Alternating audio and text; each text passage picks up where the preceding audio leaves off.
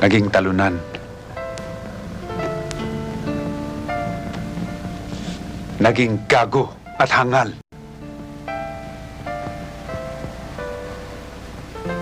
Pero sana, nakikiusap ako sa'yo. Bigyan mo ako ng isa pang pagkakataon para muling magampanan ang aking tungkulin bilang isang ama. Sa'yo at sa iyong mga kapatid.